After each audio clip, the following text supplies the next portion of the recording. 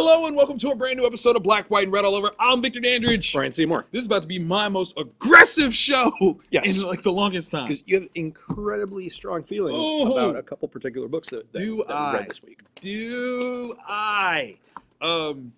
First and foremost, hi. How you doing? Hi, how's it Good going? to see you, man. Yeah. No, we've got a lot of good books this week. This was some good reading across the board. I was I don't know if there's like a particular one that I was most surprised at. Like, I read Venom and I really liked it. Yes. But I had so many books, I was like, let me put that one back. I had to make some cuts again this week. Yeah. But there was like a lot of fun stuff that I read, like across the board. Yeah. Fun. And that's really what, like, that's my high bar for comics. Yeah. That was some fun stuff. Made me want to read it. And this week, definitely delivered. That's some fun. All right. So where do you want to start? Because we've got, I mean, the only thing we got down here on the same is the fact that I read Venom. Yeah. But it's not even on here. Yeah. I kind of want you to end with Shuri. Because I just kind of want to slide. Oh, I'll end with Shuri. All right. Yeah, well. Okay. So if you want me to end there, yes, you start. Ooh.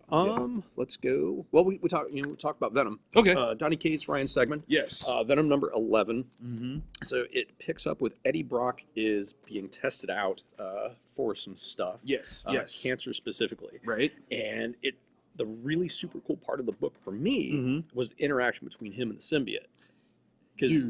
Because it's more than just like, oh, let's suit up and then let's go. We are and this and that. Yeah. No. It's an actual conversation. I have to admit, man, like, I've not been a huge Venom fan, but this is going to change me. Oh, yeah. There's more to Venom under Donnie's pen than I've ever felt before. Yeah, because he's taking this concept that's always been kind of like two-dimensional to me. Right. There are people that definitely love it, but I just haven't been able to get into it. Right. And he's creating this whole world of like the symbiotes have a culture, they've got a religion, they've got a home planet, they got likes and dislikes. Genius. Absolute genius. Because I always thought that Venom was like a Spider-Man Homer character. Like, he's Spider-Man's greatest villain by design, which doesn't really count. Yeah. Because it's not like, he's done something. Like, because literally, if you chalk it up, what's the worst thing Venom's ever done to Spider-Man? Right. Yeah. I mean, he's not really done anything to him. Unlike accidentally created Carnage. But and that's more like his fault. Like, that's more his problem because Carnage don't like him either. Yeah. So it's kind of like, no, it's not that bad. This though. There's significance to it all. There's vulnerability, which was really, really weird to see. I'm feeling bad for it, but then at the same time, I'm like, you kind of went about it wrong, man. But at this point, like, you really don't know who to root for. Yeah. Because you're like, well, not everyone is great here. Yeah. What is truly the lesser of these evils? Right. I don't know. So this has been a phenomenal read. Yeah, very, very good. 11. That means it's number 1 twice. That's how good it is. I'm all for that. I tackled Bitter Root number 4. We've got David Walker, Chuck Brown on the co-writing tip, and then we got Sanford Green on art. This has been a fun series that is absolutely growing on me. It's steampunk meets like horror meets Harlem Renaissance, right? Like, you take these things that literally should have almost nothing to do with each other, and you mix them up, and you've got very talented people putting it together, and it's really good. Yeah. But this issue gets deep, right? We're talking like the emotional makeup of the characterizations here. So like, you've got the villains of this are people who carry hate in their heart. Okay. But what happens when you carry sadness? It becomes something else, but just as dangerous and just as bad. Yeah. It's like the big overall concept of this series is it's talking to us. Okay. Like, it's heavy like commentary on where we are in the world right now, which is really cool because it's not hitting you over the head. Yeah. But it's cool when you catch that subtext. When you ride that wave, it's well done. Very, very well done. And it's pretty as hell. Yeah. Like, Sanford is, break your home arm off. Just break it off, send it somewhere, and just be like, I'm done. My root's bitter. That's how I did it. Just deal. Deal. I actually saw, it got shared. Ed Asner was reading this. Really? Yeah.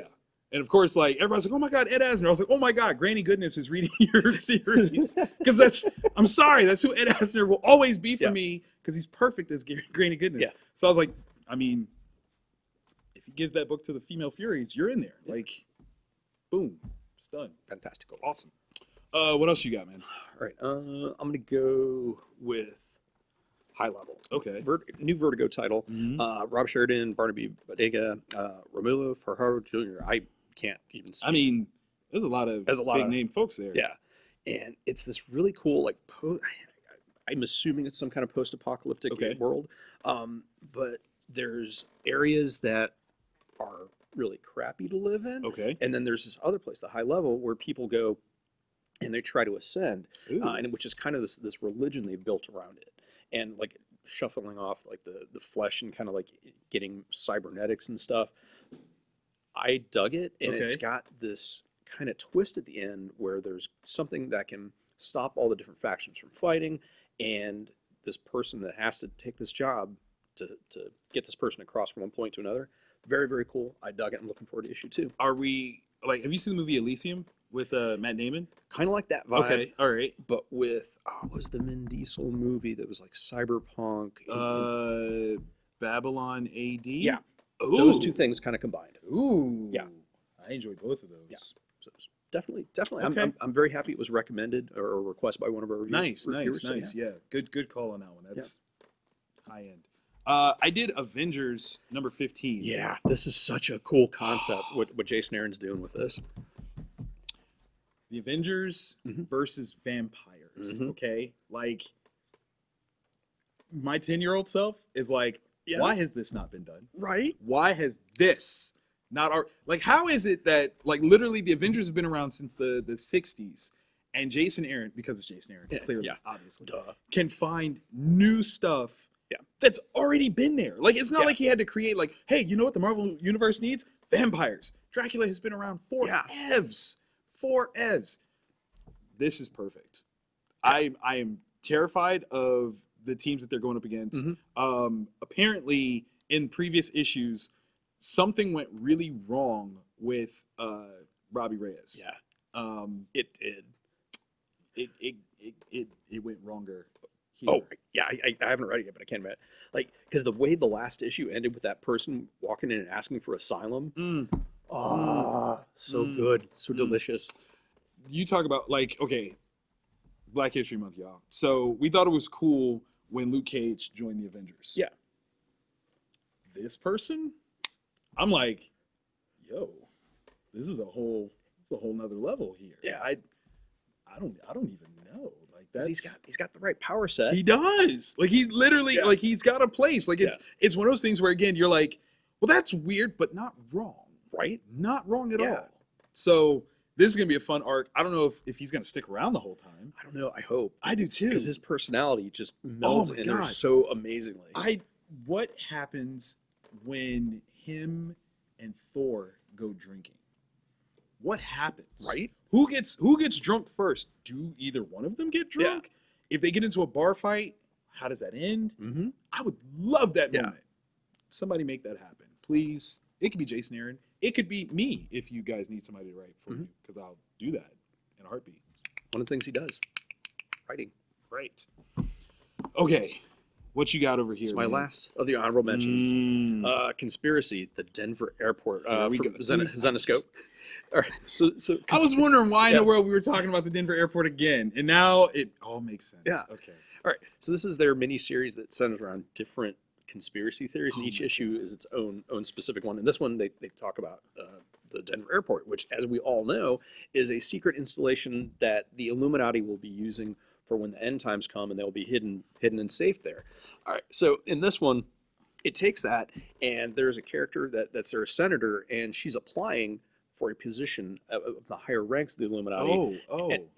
And so as one does. I mean, you have to vet. Like, if you don't do your due diligence, you just get a crappy Illuminati leader, and you can't have that. You can't. Come on, like, it's the Illuminati. What are you, Illuminutty over here? Yeah, no, that's right? Horrid. I think we just named the title of this episode. Oops. Sorry, guys. It's quality though. and it's fun. Like, it's a fun read, and like I recommend jumping online. Once you've read each of the issues, do the YouTube search before they take them all down. Don't do that. Let me tell you why. The last time you read this series, you brought this thing up, and now I am terrified of the entire state of Colorado. Not just the city of Denver, but the entire state of Colorado. That is some creepy stuff, man. Right? Yeah. That is a rabbit hole that one does. I'm still in the hole. Why would you paint the I mural? don't know. Why would you have a like? There's no scary reason. visual narrative. Yeah. Painted on the walls. The blue horse. Yeah. It's the devil. Like, yeah. Yeah. So hit up your local comic shop if you're into conspiracy theories and you're not picking this up. Oh my! You have failed yourself. Oh my God! You have failed. He's not wrong. Yeah, because it's wrong. It's up there. Yeah. I mean, as far as conspiracy theories go, if you could rank it, where does this one fall? Your top 10 conspiracy theories. It is. That one's really, really up there. Okay. I'm top 5? Yeah, definitely top 5. Okay. I'm like a big lover of like the CERN. Yeah. Where people think that it's either going to summon something from another side or like it's going to cause a black hole. But like my favorite is the beef between the flat earthers and the people that think there are like fallen angels trapped in a prison under Antarctica. Yeah, because you can't have both. Because the flat earthers, the Earth is flat, and so you don't have that Antarctica. It's the ice ring, right? Hold on. And so they're beefing over this? Yeah. Yo, I thought gangs were were rough. Like they're beefing over red and blues. They're like, no. First of all, Earth is flat. Yeah. The other side's like, nah, B, you got angels in the ice. You gotta understand. Right. We the ice lords over here. You flatties y'all can suck it. That's really wow. Yeah. I'm gonna need you guys to talk to other people outside of the internet a little bit more. Yeah. There are so many way more important things. Way more important. Yeah. Wow. Yeah. Okay. It's just fun. I got more stuff to learn because oh my God. And now that we've created the sorbet to prime everyone's taste buds, talk to us about Shuri. Are you sure you want to do this? I'm not sure I want to do this. All right. Shuri number 5. I'm going to preface this by saying this is the last time I'm ever picking up this title. Ever. Like, dead seriously. Like, I actually put this up on Facebook just a little bit ago, that this book is dead to me. This series is dead to me. Last issue, because I don't want to spoil this one, but last issue, Shuri, with the help of some friends, gets the space monster to leave a concert in Timbuktu, Mali, because the space monster was, drawn to the music, as everything is, right? Space monsters. Right. Wu-Tang said, only the deaf are, safe. Yeah. So the space monster, when it leaves, it like teleports through a black hole and it leaves it behind. Well, that's bad. It's like a black hole on Earth. Yeah. It's not a good thing. It's consuming things. It's growing, which means it could potentially consume the entire Earth. Yeah. Shuri's like, okay, I've got a plan, but I want to check my math. Yeah. And she makes a phone call to Tony Stark. Out of all the people that she could have called, Tony Stark should have been literally the last on the list. And I say this because in this series, we got introduced to this notion of something called the Elephant's Trunk, which is a collection of women of Wakanda. We're not even just saying like women as in adults. There are children, like teenagers, that gather together as a council group, just women though, to make decisions about how they feel Wakanda should be run. And then those that are a part of the High Council influence the High Council's decisions based on what the Elephant's Trunk decides. It's a collection of women. Let's be specific. A collection of black women intelligently gathering together to share insight. Now, Shuri's supposed to be pretty daggone smart. Yeah, definitely up there. I've made the criticism that Marvel's new in black superpower for young ladies is to make them super smart. So Shuri's not the only one. Right. We also have Lunella Lafayette, a.k.a. Moon Girl. We also have Riri Williams, a.k.a. Ironheart. And I don't even like her, but she's supposed to be a super genius. Yeah. Why in the world would Shuri call Tony Stark and not those two ladies? Yeah. Who are both reported to be smarter than Tony? At the very least, Moon Girl is definitely smarter than Tony. She's supposed to be the smartest one in the Marvel Universe right now. Call them. That works for me. It uplifts them. It creates the same synergy that the Elephant's Trunk is creating. And it validates all three of those characters interacting with one another. If you want to deviate, because this is the part where I really was struggling. Like, okay, if you're going to deviate from that, do you deviate on the sense of maintaining blackness? Because in which case, you call Blue Marvel, who is absolute super genius, awesome guy, right? He helps. Or if you want to stay on the lane and you say, okay, I don't want to deviate from being women, then you bring Valeria Richards, who is smarter than her father, Reed Richards, and is back in the Marvel Universe. Why does she not contact them? Yeah. All of these people you can have in your Rolodex before you ever get to Tony Stark. Yeah. I am a writer. Yes, I would make different decisions as a writer. Sure. And you have to be very careful that your criticisms don't lie into, oh, I just would have written that differently. Yeah. What this is for me is an absolute violation of the storytelling value that you've created in this series so far. Because then you just went for this commercial grab and it hurt. Like, that literally hurt my feelings last issue. And this issue doubles it down. That's all I'll say. This book is dead to me. Thanks. I was so proud of this title for my daughter. Like, I have a 9-year-old daughter that I could not wait. Like, as soon as the trade was out, she was getting this. No, do better. Do better. Facts. Like, that's all I'm gonna say. Like, I don't even care if it's like a matter of like, oh, Comicsgate, this and that, or we didn't want to look like we were so. I don't care. That was such a bad move. Yeah. Support the Black female geniuses that you have put into this universe. Support them. Let them talk to each other. Like, we've literally said this. Yeah. Like, this is a running joke. Like, they should have like their own Instagram system. Yeah. Like, their own system that only the 3 of them can talk to each other on, because they know each other. Because why wouldn't they? All right. Which does kind of tie into our acrylic books, which I almost feel like we just need to jump right into. We do. Yeah, we do. Okay, so you want to do this one first? Yes. Yeah, I think so. I'm with it. I'm with it. Naomi number 2. Okay, so here's the backstory of why this series exists. Okay, so you got Brian Michael Bendis, David Walker, again co-creating this title, co-writing this title, and Bendis is a father of Black children that he's adopted, and he wants to make sure that they are represented in comic book format. So, boom, he's got this character that he's co-writing with a Black writer. So don't think like he's just making this stuff up. He's not. I love this. Yeah. She's smart. Yes. She's inquisitive. Yes. She does not take no for an answer. No. She is headstrong, but in the best way possible. Absolutely, because she's always in search of the truth. And it's not that she automatically knows, but she's like, look, I've got this feeling, and until I get an answer that's satisfactory, I'm not dropping it. Yeah. I can respect that. Like, that, as much as it will pain me, like super pain me when my daughter is capable, that's what I want her to do. Yeah, exactly. I want her to be that way. Yeah. Oh, 2 vastly different presentations.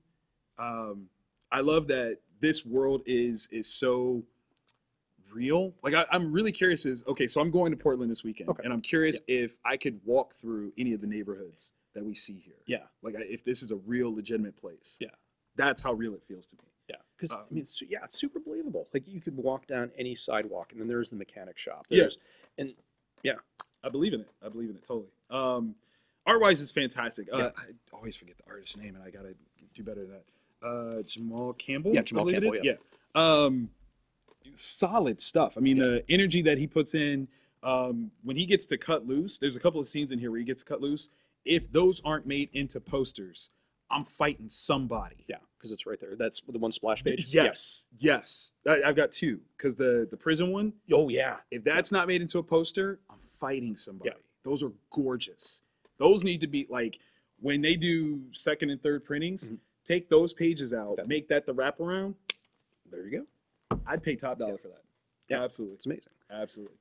And this book, like, operates in the realm that's like tween up through like teenager. So it fits in that range where kids typically don't have a comic to pick up, because you jump from like all ages stuff up to the more mature stuff. You don't have anything in that. Have that space. Yeah, there's like a wholesomeness to it. Yeah. It's Lumberjane's entrance point kind of thing, but with like a hint of Spidey, like early Spidey though, before it got like before Gwen died Spidey. That's what I would call it. Before Gwen died Spidey, when there was that wholesomeness.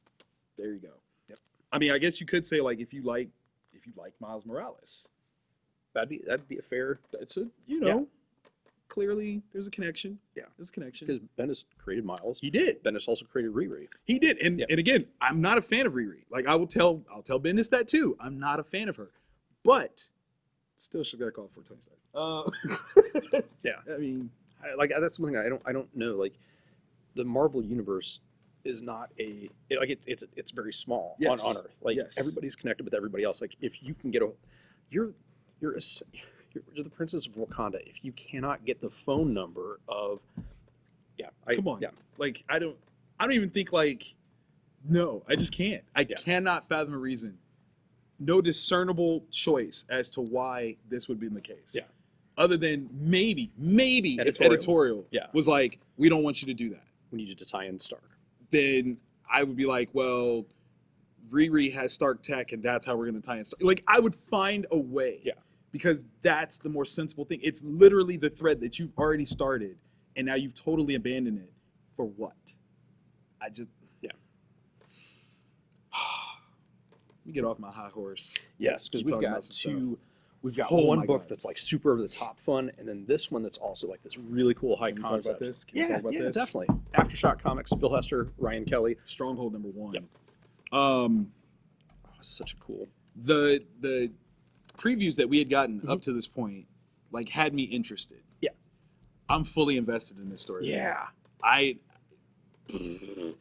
How do you talk about it without spoiling? Right. Well, I'm trying to remember how far the preview pages go. I think it's only like the first 5 pages in. If that. Like, there's an accident on a bridge, and a young girl is in a car. It goes over into the river. And this unassuming looking total random dude dives in, saves her, but that's where the fun starts. Exactly.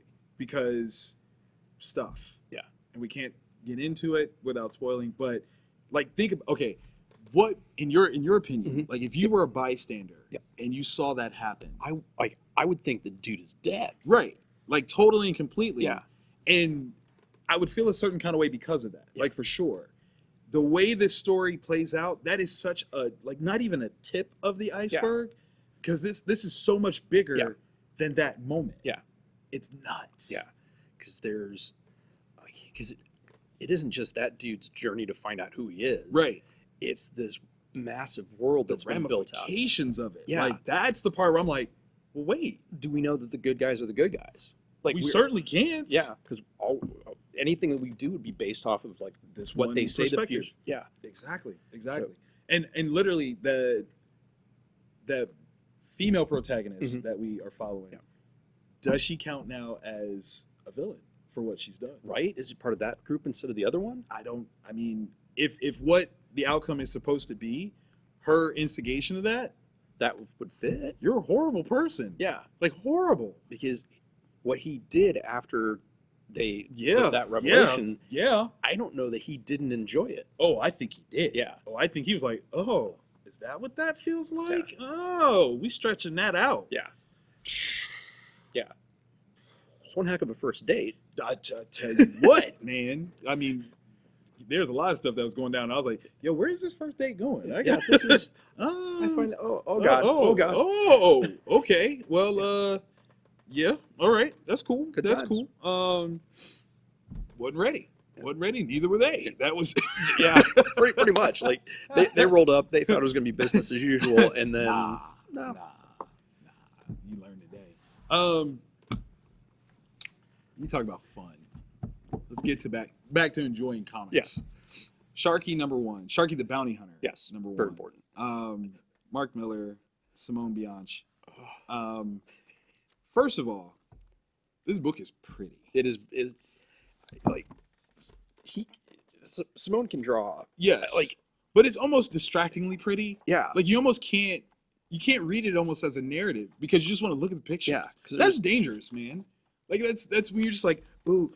That's kind of how I felt about Alex Ross when I first saw it. Okay. Yeah. Because you didn't read the story. Yeah. You just looked at the artwork. Like, oh my gosh, that's an amazing portrait of Superman. Like, look at that. It's so beautiful, and the ink wash of it, and then you're like, oh wait, this is a story. Well, let me read it. Let me find out what else is going on. And I kind of got that when I was into the section with the black Speedo, which when you read it, that makes sense. You'll know. Yeah, that makes perfect sense. All right, so here's the thing. This is my take. This is my quick flash take on it. we immediately saw this. We saw a mustachioed bounty hunter Yes. in space. The immediate thing that you compare it to is you're like, oh, it's Lobo. It's the main man. Yeah. No, No. not quite at all. No. Not quite at all. Alien, sure, mustache, yes. Yes. He's bald. Right, like that's Which huge. I felt like, personally attacked by that conversation, by the way. Well, I mean, Because I was in my 20s. listen, did y'all have a conversation at dinner or something? Because I mean, now that you say it like that, I can kind of see you're like, what's up with that? Like that's what you're doing. Although, okay, let me be frank though, the comparative, that was funny. Yeah, it was. I'm Oh sorry. my gosh, it was hysterical. The comparative Yep. was funny. I was like, oh, I guess that is kind of, yeah. And I've got a buddy that just decided that his hairline was getting to a point of critical mass, so he was like, nah, screw it. I'm just gonna go full Lex Luthor, and he did. Yeah. But now I kind of want to share is like so. Maybe maybe you don't do this. Yeah. You don't do this. All right. So here's my corrected analysis of this series, and I said this earlier. It is Lone Wolf and Cub meets Big Trouble in Little China. Yep. In space. Yes.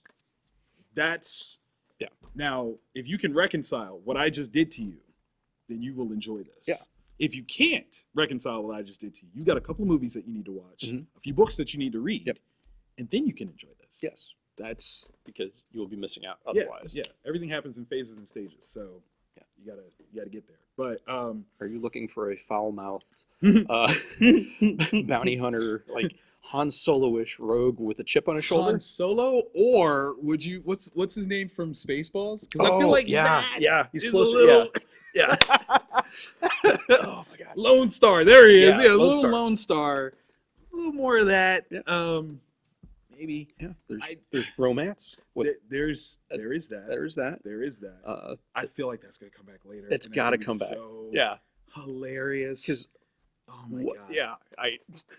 It's gonna be Knight Rider-esque. I'm calling it. It's gonna make me so happy. It's just gonna. Hello, Michael, and I'm like.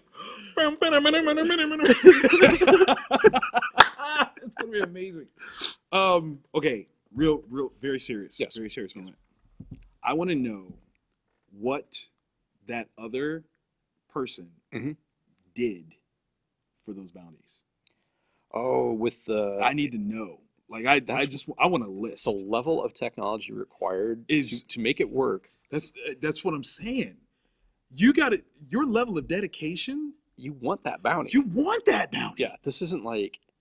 I hope I get it. No. Like no. No. Long game. No. Yeah. You Long game. put in. Oh, don't say put in. Don't say that. Don't say that. Yeah. Oh. Yeah.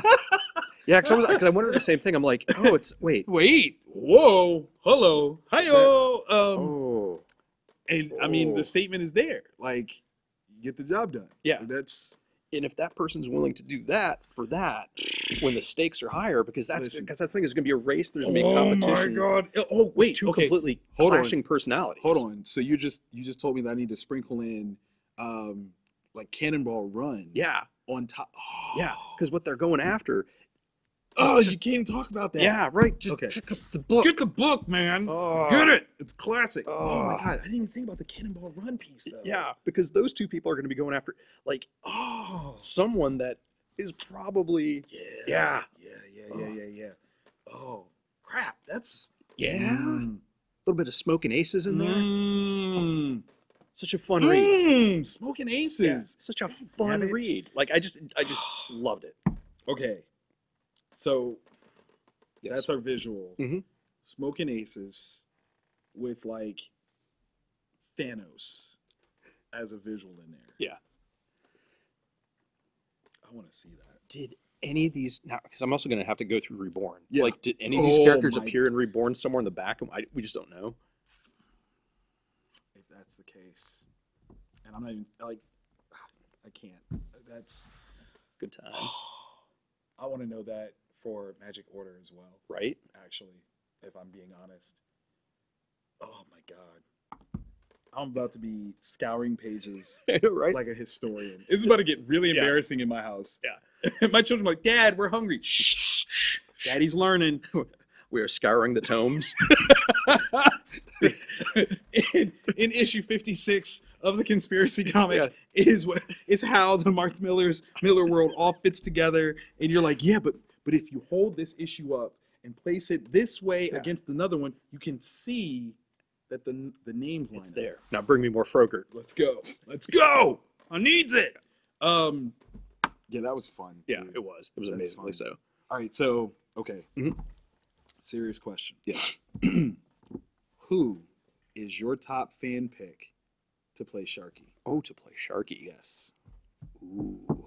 So I wish Michael Ironsides was younger. Oh, that would be great. Dang it. Not because now I got to pick a real choice. Yeah, you do. Dang. Sorry. I don't know. That's a good one. I'm okay. Walk with me on this one. Okay. Walk with me on this one.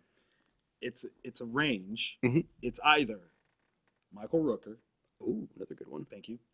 Or Jeffrey Dean Morgan. Him with his head, Yes, like Hunter S. Thompson shaped. That's the part where I was like, amazing. oh my god, yes, please, and thank you. Because him, oh my gosh, because him with the talking. Come on. The combination of the comedian and Negan. Yes, come on, like that's right there. Oh my God. That's my top pick right there. That'd be amazing. Oh my god. Boom, boom. Make that happen, please, someone. After you guys read this, I want to know what your casting choice is for Sharkey. Yeah. Let's go. Let's put it out there. And if you agree with me, let's make that a hashtag. Let's trend that so we can make that happen. Yeah. Because we should. I'm with that. We've got power, 100%. mostly. We got all the power. Yeah. Somewhere. Mm-hmm. Find the button. Push it. Speaking of pushing buttons, You might want to subscribe to us. definitely like it, subscribe. Yep. Actually, okay, you know what? We've had this conversation a few times online. We want to know who it is that actually is giving us thumbs down and why. Yeah. Like, what can we do to get better? Let us know. Teach us. Give us that feedback. Come on. Yeah. Don't just down and leave. Tell us what we need to do. Yeah. We need your love. We need that validation. Mhm. Yes, we appreciate everyone else that is liking us. Thank Yeah, you. we love that. We love do. that. We absolutely do. But we want to get better. Yeah. We don't want you to come on just to say you don't like it. Help us help you. Mhm. Help us. And then also subscribe Yeah, definitely do that. and hit the bell.